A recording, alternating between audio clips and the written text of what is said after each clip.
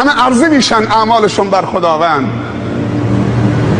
مؤمنین ایستادن، امید رحم خدا دارن.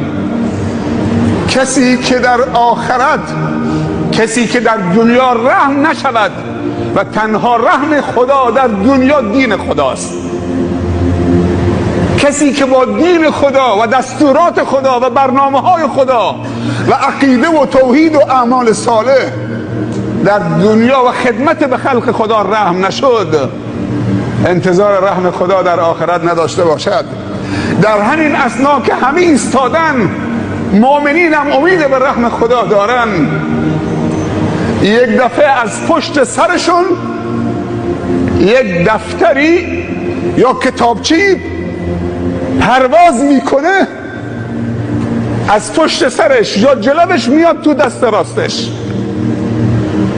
همه ایستادن، یک دفعه تا چشم باز میکنه که اعمال نامش در دست راستشه.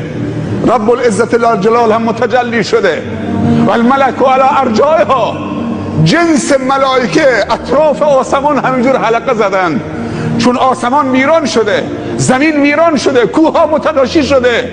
یوم تبدل الارض غیر الارض و السماوات و برزوا لله الواحد القهار. تا احساس میکنه که دفتری تو دست راستش قرار گرفت، بلا فاصله فریاد میزنه: فاما من اوتی کتابه بیمینه فیقول ها اقرؤوا کتابیه. تا احساس کرد که اعمال نامش تو دست راستشه. از کجا آمد؟ از پشت سرش، از جلوش، از دست راستش، از هر طرف آمد تو دست راستش قرار گرفت. فریاد میزنه: ای خلایق، ها مقرؤوا کتابیه، متوجه من بشید. این های تنبیه، توجه، التفاته. چرا به من توجه نمی کنید؟ اعمال نامه منو بخونید. من قبول شدم، رستگار شدم، خدا منو رحم کرد، از تقصیرات هم گذشت.